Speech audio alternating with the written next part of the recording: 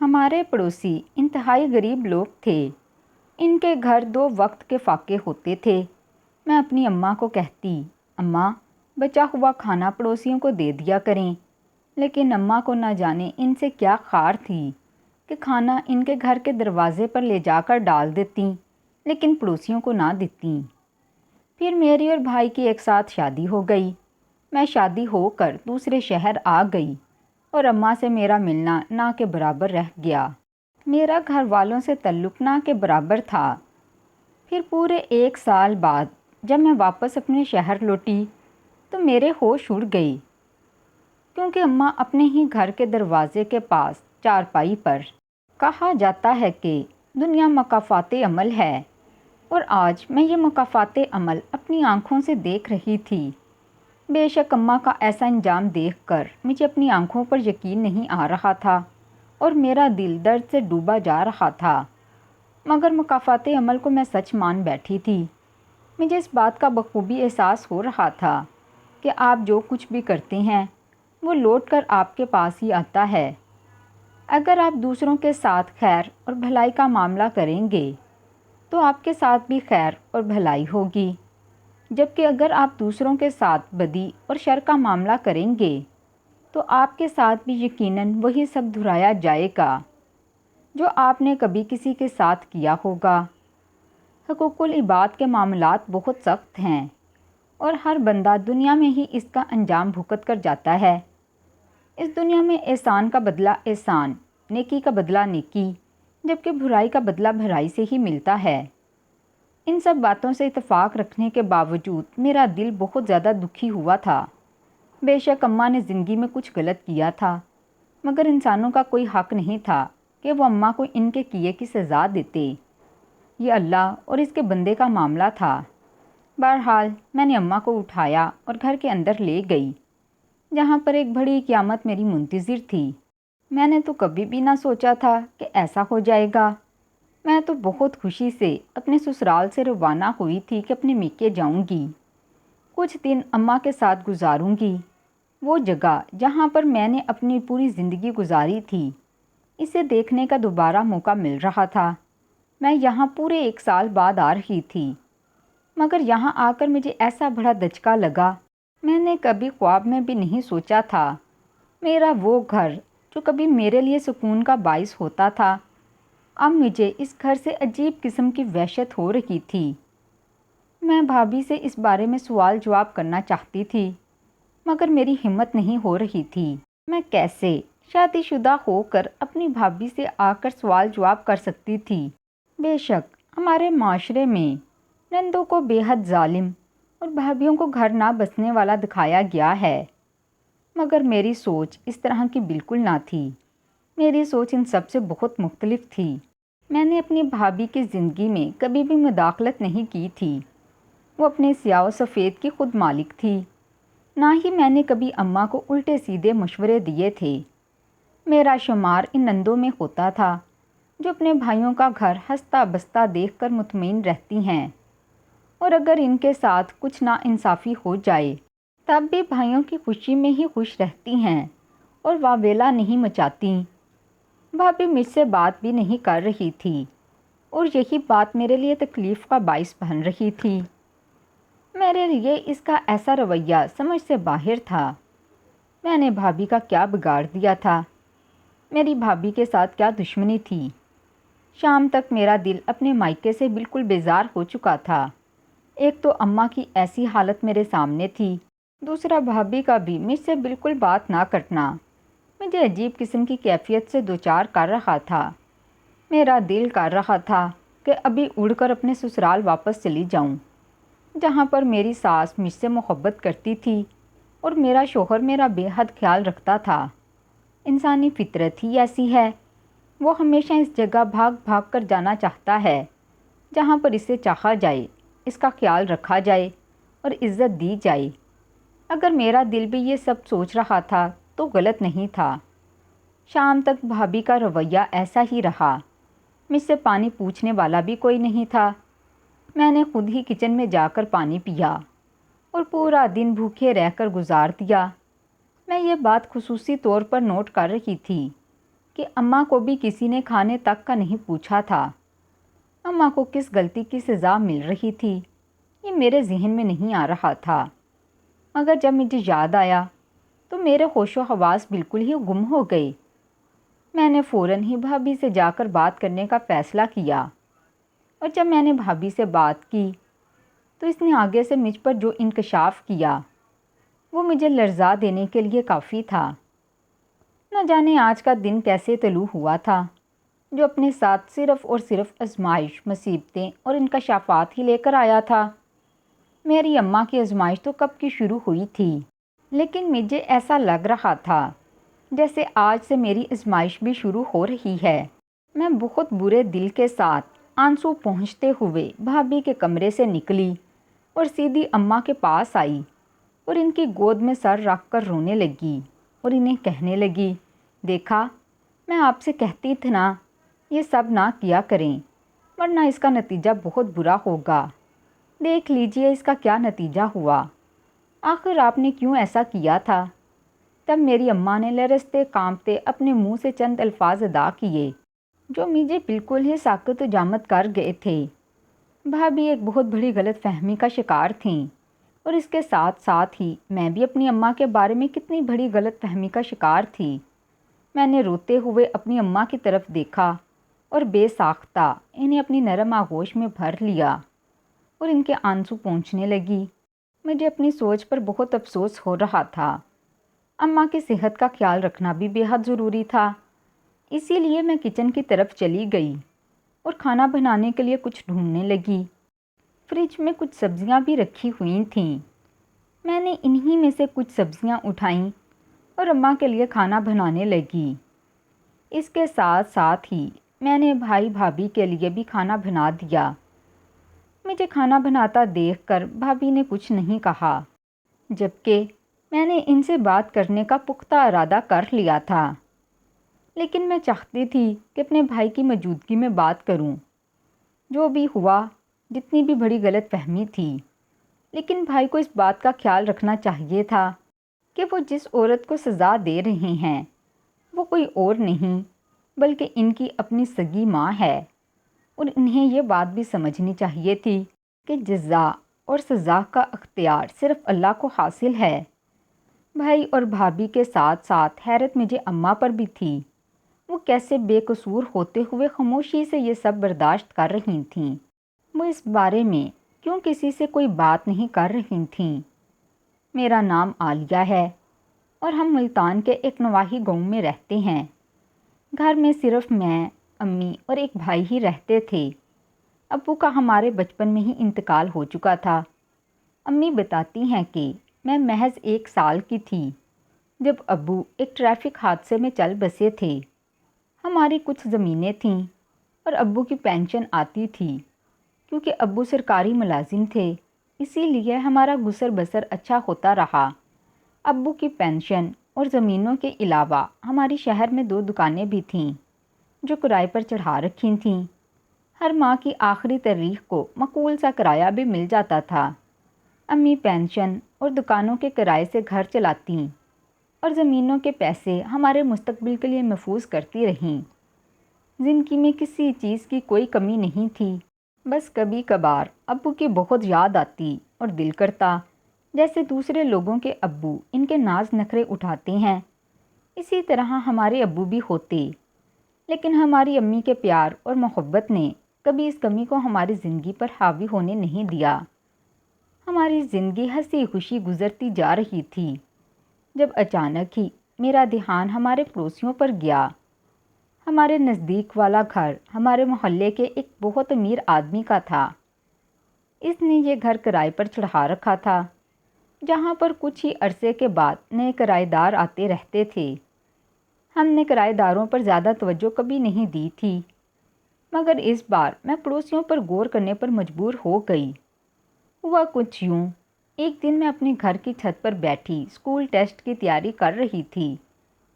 میرے میٹرک کے امتحانات ہونے والے تھے اور میں پڑھائی میں بے حد مصروف رہتی تھی۔ خاموشی اور سکون کے خیال سے میں اکثر ہی ٹیسٹ وغیرہ کی تیاری کرنے کے لیے چھت پر چلی آتی تھی۔ آج بھی ایسا ہی ہوا تھا۔ میں آرام سے اسکول ٹیسٹ کی تیاری کر رہی تھی جب میری نظر اچانک ہی ہمسایوں کے گھر پر چلی گئی۔ ویسے تو کسی کے گھر میں تانک جھانک کرنا بری بات ہے اور اسلام میں بھی اس بات سے سختی سے منع کیا گیا ہے کہ کسی کے گھر میں نگاہ مت ڈالو، لیکن ایک منظر پر میری نگاہیں جم سی گئیں۔ بچے اپنی ماں کے گرد برتن لے کر صحن میں بیٹھے ہوئے تھے۔ یہ 3 بچے تھے جن کی عمریں 12 سال سے لے کر 18 سال کے درمیان تھیں۔ صحن میں ہی کھانا بنانے کے لیے چولہا رکھا گیا تھا جس میں لکڑیاں جل رہی تھیں اور اوپر دیچکی پڑی ہوئی تھی۔ بچوں کی ماں نے شاید کھچڑی بنائی تھی۔ اس نے چولہے سے دیچکی نیچے اتاری اور ایک ایک چمچ تینوں کی پلیٹ میں ڈال دیا اور خود دیچکی میں سے ہی کھانے لگی۔ 5 منٹ کا کام تھا۔ سبھی کھانا کھا کر فارغ ہو گئے۔ بچے اور کھانا مانگ رہے تھے مگر شاید کھانا ختم ہو گیا تھا۔ مجھے یہ دیکھ کر بہت دکھ ہوا مگر میں نے یہ سوچ کر سر جھٹک دیا کہ شاید ان کی ماں نے تھوڑی کھچڑی بنائی ہوگی۔ اگلے دن میں پھر سے چھت پر پڑھنے بیٹھ گئی۔ تجسس کے ہاتھوں مجبور ہو کر چھت کی منڈیر تک چلی آئی اور ہمسائے کے گھر میں جھانکنے لگی، مگر آج بھی میری آنکھوں کے سامنے کل والا ہی منظر تھا۔ آج شاید ماں نے کوئی سالن بنایا تھا۔ تینوں بچوں کے لیے ایک ایک روٹی بنائی۔ اس کی اپنی روٹی کے لیے آٹا کم تھا، شاید اسی لیے بہت چھوٹی سی روٹی بنی تھی۔ سبھی نے ایک ایک روٹی کھائی اور وہاں سے اٹھ کھڑے ہوئے اور پھر یہ روز کا معمول ہی بن گیا تھا۔ میں ہر روز ہی ہمسایوں کے گھر میں جھانکتی اور وہاں پر یہی سب دیکھتی۔ کھانا بہت کم ہوتا۔ وہ تینوں بچے اور ماں تھوڑا تھوڑا سا کھانا کھاتے اور اٹھ جاتے۔ شاید ان کے گھر میں کھانا بنتا بھی ایک وقت کا تھا۔ ایک اور بات جو اس گھر میں میری دلچسپی کا باعث بن رہی تھی وہ اس گھر میں رکھے ہوئے پالتو جانور تھے۔ 4 سے 5 تو فقط بلیاں ہی تھیں۔ اس کے علاوہ ایک کتا اور کچھ مرغیاں بھی انہوں نے رکھی ہوئی تھیں۔ میں نے چھت سے نیچے آ کر سارا قصہ اماں کو کہہ سنایا تو اماں نے ماتھے پر تویری ڈال لی اور کہنے لگیں کہ تمہیں دوسروں کے گھر میں تانک جھانک کرنے کی کوئی ضرورت نہیں۔ تمہیں کیا ضرورت پڑی ہے کہ دوسروں کے گھر میں جھانکتی پھرو؟ مگر میرے دل سے تجسس ختم نہیں ہو رہا تھا۔ میں نے محلے کی ایک دوست سے ان نئے کرایہ داروں کے بارے میں پوچھا تو انہوں نے بتایا کہ یہ نئی کرایہ دار فیملی ہے۔ ان کے والد کا انتقال ہو چکا ہے۔ ان کا کوئی گھر نہیں ہے، نہ ہی آمدنی کا کوئی ذریعہ ہے۔ اس گھر میں رہنے والی بیوہ عورت مرغیوں کے انڈے بیچتی ہے اور اسی طرح اپنے گھر کا سرکٹ چلا رہی ہے۔ کہیں کسی کے گھر سے کوئی کام مل جائے تو وہ کر لیتی ہے۔ مجھے یہ جان کر بہت دکھ ہوا۔ میں نے دل ہی دل میں عہد کیا کہ ان لوگوں کی مدد ضرور کروں گی۔ اگلے دن میں کالج سے گھر آئی تو ہمارے گھر میں بھنڈی گوشت کا سالن بنا ہوا تھا۔ بھنڈیاں مجھے بالکل بھی پسند نہیں تھیں، اسی لیے میں نے اماں سے کہا مجھے باہر سے کوئی سالن منگوا دیں۔ اماں نے میرے لیے انڈا بنایا اور ہم سب کھانا کھا کر اٹھ گئے۔ میں نے دیکھا کہ کڑاہی میں بھنڈی گوشت کا سالن بہت زیادہ بچا ہوا ہے۔ اگر ہم لوگ شام کو بھی پیٹ بھر کر کھا لیتے تب بھی سالن بچا رہتا اور روٹیاں بھی کافی ساری بچی ہوئی تھیں۔ میں نے اماں سے کہا اب یہ بچا ہوا کھانا ہمسایوں کو دے دیں، تو اماں نے ایک بار پھر سے ماتھے پر تیوری چڑھا لی لیکن میری بات کا کوئی جواب نہیں دیا۔ اپنی بات کا جواب نہ ملتے دیکھ کر میں نے ایک بار پھر سے اپنی بات دہرائی۔ تب اماں نے شاید جان چھڑانے کے لیے کہہ دیا کہ ہاں میں ان کو کھانا دے آؤں گی، اور میں خوش ہو گئی اور پھر میں اپنے کمرے میں جا کر پڑھائی کرنے لگی۔ لیکن مجھے اس بات کا اندازہ نہیں تھا کہ اماں ان کو کھانا کس طریقے سے دے کر آئیں گی۔ اب روز ہی اسکول سے آنے کے بعد میں اماں سے اصرار کرتی کہ وہ کھانا جو بچ جاتا ہے جا کر ہمسایوں کے گھر دے کر آیا کریں۔ اس طرح سے وہ پیٹ بھر کر کھانا کھا لیا کریں گے اور ہمارے گھر میں بنا ہوا کھانا ضائع بھی نہیں ہوگا۔ اللہ تعالیٰ ہمارے رزق میں برکت بھی دے گا۔ میری بات سن کر اماں میری ہاں میں ہاں ملا دیتی۔ میں اپنے امتحانات میں مصروف تھی اور اپنے کمرے میں رہ کر ہی پڑھتی تھی۔ شام کو جب کبھی اماں سے پوچھتی کہ انہوں نے ہمسایوں کو کھانا دے دیا ہے تو وہ ہاں میں سر ہلا دیتی اور میں مطمئن ہو جاتی۔ کہاں تو اماں ہمسایوں کا نام سن کر ہی ماتھے پر تیوری چڑھا لیتی تھیں، اور اب اتنا بدلاؤ آ گیا کہ ان کے ذرا بھی ذکر پر تلخ نہیں ہوتی تھیں اور غصہ بھی نہ کرتی تھیں۔ مگر ایک دن اماں کے اس طرح سے اچانک سے بدل جانے کی بھی مجھے سمجھ آ گئی، جب میں نے اماں کو کھانا لے جا کر ان کے گھر کے دروازے پر پھینکتے ہوئے دیکھا۔ اماں باعزت طریقے سے ان کو کھانا نہیں دے کر آتی تھیں، بلکہ ان کے گھر کے دروازے کے باہر جا کر سارا بچا ہوا کھانا گرا کر آ جاتی تھیں۔ اماں کا ایسا رویہ دیکھ کر مجھے شدید جھٹکا لگا۔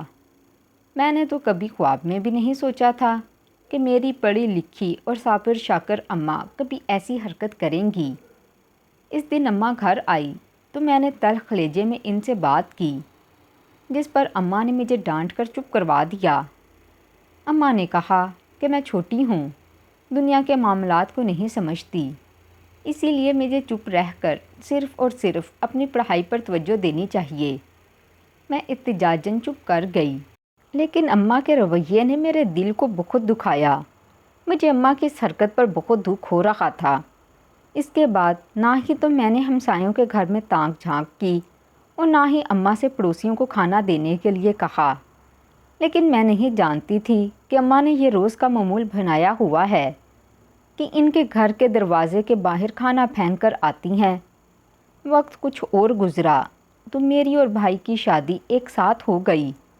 اماں نے رشتہ غیروں میں کیا تھا، جبکہ میری شادی دور پرے کے رشتہ داروں میں ہوئی تھی۔ اماں بے حد خوش تھیں کہ انہوں نے اپنے فرائض ایک ساتھ ادا کر دیے ہیں۔ میرا شادی کے بعد ایک ہی چکر مائکے کا لگا، تب بھابھی اپنے مائکے گئی ہوئی تھیں۔ پھر میں امید سے ہو گئی اور دوسرے شہر میں ہونے کی وجہ سے ڈاکٹر نے سفر کرنے سے منع کر دیا، کیونکہ میرے حمل میں کچھ پیچیدگیاں ہو گئی تھیں۔ اماں سے کبھی کبھار فون پر بات ہو جاتی تھی۔ میں خود بھرے ہوئے سسرال میں بیاہ کر گئی تھی۔ گھر کی ذمہ داریوں سے وقت نکالنے کی فرصت ہی نہ ملتی تھی۔ یوں کبھی اماں نے خود پر گزرنے والے حالات کی خبر دی اور نہ ہی میں نے کبھی جاننے کی کوشش بھی کی کہ اماں کن حالات میں ہے۔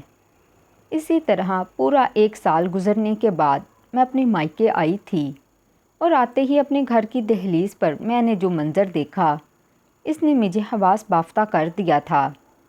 میں نے تو کبھی خواب میں بھی نہیں سوچا تھا کہ ایک سال بعد مائکے واپسی پر میرا ایسا استقبال ہوگا۔ میری ماں گھر کے باہر ایک ٹوٹی اور میلی سی چارپائی پر بیٹھی تھیں۔ ان کی حالت انتہائی خراب تھی، کپڑے میلے تھے، ناخن بھڑے ہوئے تھے، اور سب سے بڑی بات جس نے مجھے صدمے میں ڈال دیا تھا وہ یہ تھی کہ اماں دہلیز پر پھینکا گیا کھانا اٹھا کر کھا رہی تھیں۔ بھابھی نے اماں کی حالت کیا سے کیا کر دی تھی۔ غصے کی ایک شدید لہر میرے جسم میں اٹھی۔ میرا دل کر رہا تھا میں بھابھی کا حشر نشر کر دوں۔ گھر میں لوگ ہی کتنے تھے، ایک بھائی اور دوسری اماں، وہ ان دو لوگوں کا خیال بھی نہیں رکھ سکی تھی۔ میں اماں کو لے کر گھر میں داخل ہوئی تو بھابھی نے مجھے دیکھ کر بھی اندیکھا کر دیا۔ مجھے خود بھابھی پر بہت غصہ تھا، اسی لیے میں نے بھی ان سے کوئی بات نہیں کی۔ مگر پورا دن گزرنے کے بعد بھی بھابھی نے مجھ سے حال تک پوچھنے کی زحمت نہ کی، تو میں خود ان کے کمرے میں سوال جواب کرنے چلی گئی۔